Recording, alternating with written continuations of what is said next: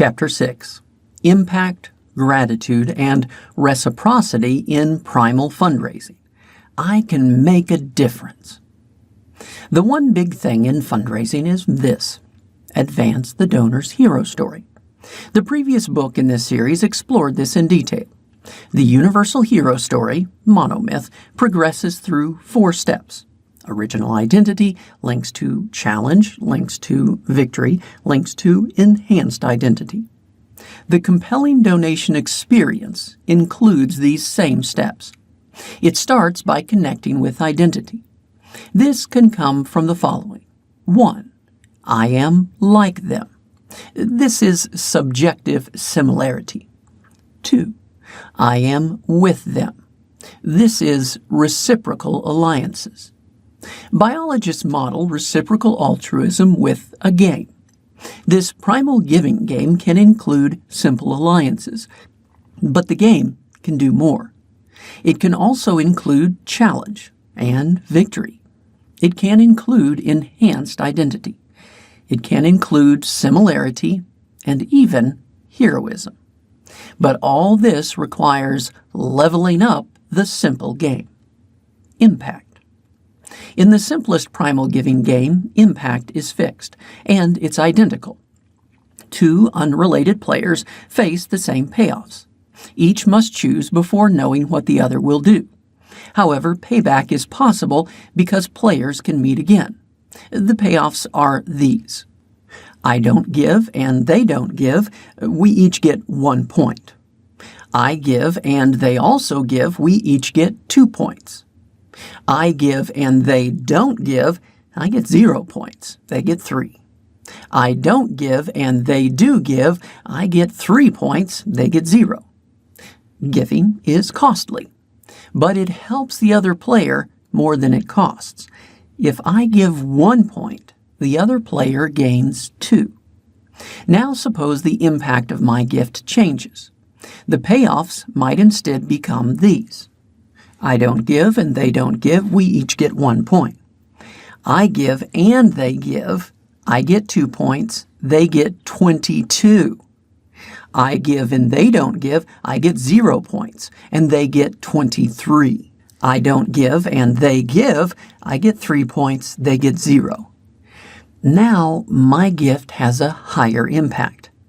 If I give 1 point, the other player gets 22 points. This might come from low cost. The gift costs me $1, but a matching grant means the recipient gets $22. Or it might come from high need. The recipient's benefit from $1 is 22 times my benefit from $1. How might this change, alter gameplay? Impact and gratitude. Impact is great, but in the game, or in nature, why would unrelated players even care? Let's go back to the first law. In the primal game, giving has an unbreakable law. Giving must be seen by partners who are able and willing to reciprocate. Impact matters because it can lead to gratitude. Gratitude matters because it can lead to reciprocity. Impact leads to gratitude, leads to willingness to return a favor. A person expressing gratitude sends a signal. Gratitude signals their view of the impact of the gift, the value of the relationship, and their willingness to reciprocate. This gameplay matches experimental research. Increasing impact works in donation experiments. Increasing gratitude does too. Both work by supporting reciprocal social relationships. Impact encourages giving. Now consider the opposite. Suppose my gift has no impact. Payoffs become these. I don't give and they don't give. I get 1 point, they get 1 point. I give and they don't give. I get 0 points, they get 1 point. I don't give and they give. I get 3 points, they get 0. I give and they give. I get 2 points, they get 0. Now, there is no reason to expect gratitude. In this game, my gift makes no impact. It does nothing to justify reciprocity. This gift makes no sense. The hidden impact problem. What if I'm not sure of the other player's payoff? I see the payoffs as these. I don't give and they don't give. I get 1 point, they get question mark. I give and they don't give. I get 0 points and they get question mark. I don't give and they give. I get 3 points and they get question mark. I give and they give. I get 2 points and they get question mark. Should I give or not? It's hard to know. There isn't enough information. But with multiple rounds, I could test with a small gift. Suppose I make a test gift and get silence. This signals no impact. It signals no willingness for reciprocity. Playing this game with this player makes no sense. Suppose I make a test gift and get a report of impact and a meaningful expression of gratitude. I've learned something about the other player's payoff.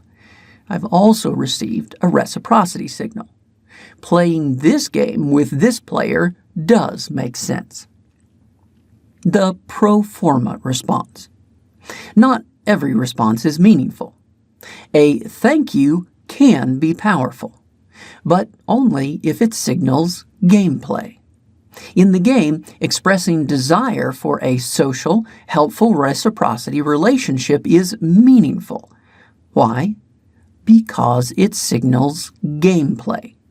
Not all gift responses do this. Suppose I get a receipt that's just stamped thank you. Or maybe only months later a thank you call comes, but it's not from the charity. It's from an outside telemarketing firm. The caller says things like, "This call may be monitored or recorded for quality assurance, and if you have any questions regarding your donation, please call member services." Do these signal a social, helpful reciprocity relationship? Probably not. Do these reveal information about my gift's impact? Probably not. These don't work in the game. So it's no surprise that testing finds they don't work in real-world fundraising either. The new donor problem. The hidden impact problem in the game often matches the new donor experience. They get a request, but they aren't sure about the outcomes, so they make a test gift. How well do charities manage this hidden impact problem? Not well. About 70% of first-time donors to a charity never give to that charity again. The game suggests why they are failing. Authentic signals of gift impact and gratitude work. Silence doesn't. How well does game theory match reality? In one large study, lapsed donors explained why they quit giving. The top 3 reasons related to the charity were these. Quote, "I feel that other causes are more deserving." Impact. They, quote, "did not acknowledge my support." Gratitude. They, quote, "did not inform me how my money had been used." Impact. In the primal game, impact is important. Gratitude is important. Without these, game strategy says, play with someone else. In fundraising, the same rules apply. Impact versus reciprocity. The false gratitude problem. Gratitude reflects willingness to return a favor, unless the signal is false. Suppose the other player expresses gratitude, but later, when they could easily return a favor, they don't. The reciprocity signal was fake. Gratitude signaled future gameplay, but it was a false signal. That's how the game works. What about the real world? What happens when reciprocity fails? One study of over 500,000 donations to a public university gave an answer. If the university failed to admit a donor's child, the donor quit giving. Logically, this shouldn't have happened. Donors knew that donations were not part of the admissions process, but the emotion is hard to overcome. The university had a chance to help, and it didn't. The relationship is broken. Only a fool gives to a player who won't return a favor. Impact versus reciprocity. The charity crisis problem. The game is about predicting ability and willingness to return a favor. Impact can help by signaling higher willingness to return a favor, unless it also signals lower ability to return a favor. A charity may find that an organizational crisis appeal works. The charity is in trouble. The need is desperate. The gift will make a big impact. The appeal raises quick cash. But this also cannibalizes the future large gift.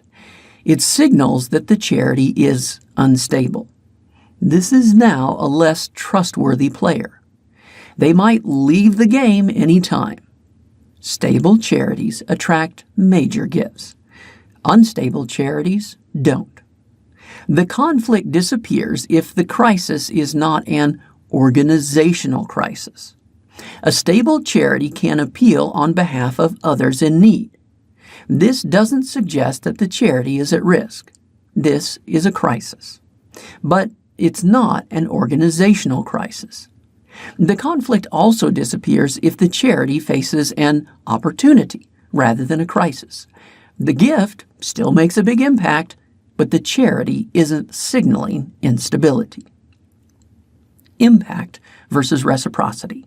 Weird results. Impact is important, but in the game, it's important only as a reciprocity signal. Understanding this helps to explain some weird results. In experiments, describing another player as needy increases giving to them. Unless the other player had already shared money with the potential donor in a previous round. In that case, donors still give a lot, but they give the same regardless of need. The researchers explained, quote, "When the stranger is very willing to sacrifice to help the potential donor, their need does not appear to matter," close quote. Need can signal reciprocity willingness, but actual reciprocity behavior makes the signal redundant.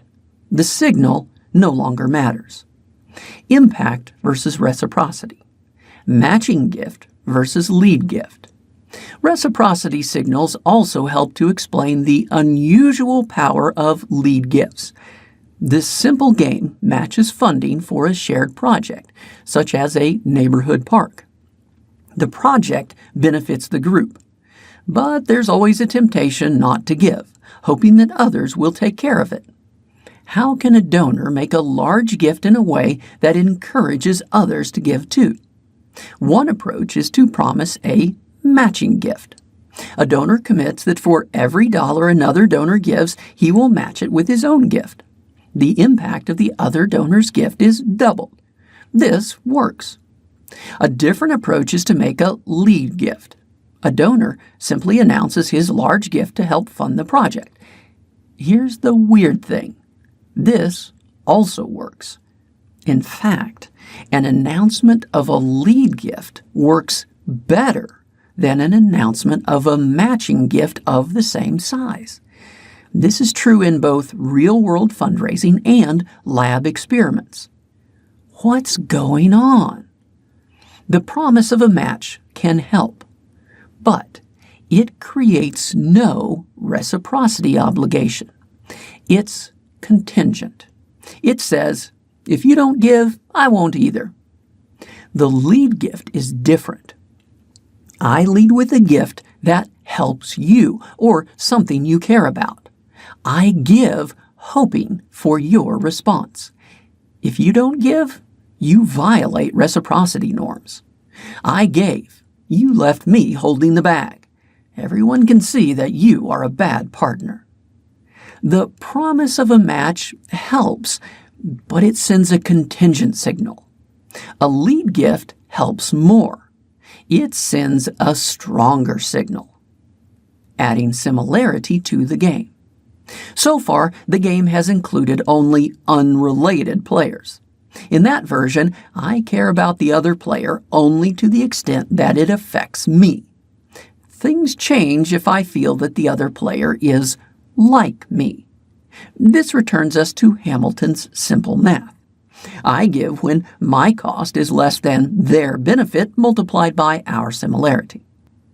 In the original game, both players faced these payoffs. Suppose they don't give. If I don't give, we each get 1 point. If I do give, I get 0 points and they get 3. Suppose they do give. If I also give, we each get 2 points. If I don't give, I get 3 points, they get 0. Now suppose I treat the other player as a brother. This equates to 50% similarity. Based on Hamilton's genetic math, I now count 50% of their benefit. My payoffs change to these. Suppose they don't give. If I give, I get 1.5 points. My 0 plus 50% of their 3. They get 3 points. Suppose I don't give. I get 1.5 points. My 1 point plus 50% of their 1 point. They get 1 point. Or suppose they give. If I give, I get 3 points. My 2 points plus 50% of their 2 points. They get 2 points. Or suppose I don't give. I also still get 3 points. My 3 points plus 50% of their 0 points. They get 0 points. Before, giving was costly for me. Now it's not. But it still makes the world a better place. More giving still means more total points. Adding similarity makes giving more attractive. It also makes impact more important. With unrelated players, impact is important only indirectly. It affects the game only through reciprocity. But with related players, it also has a direct effect. It directly benefits someone who is like me. Conclusion. Compelling fundraising story starts with identity. It starts by identifying with another. Identifying with others can come from 2 sources. 1, I am like them. This is subjective similarity. 2, I am with them. This is reciprocal alliances.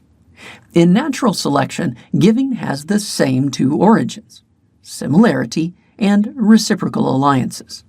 The expanded game models both. We've taken a deep dive into natural selection principles. We've come back with story principles.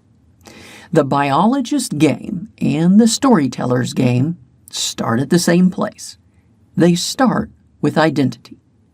But for transformational gifts, we need to level up the game once more.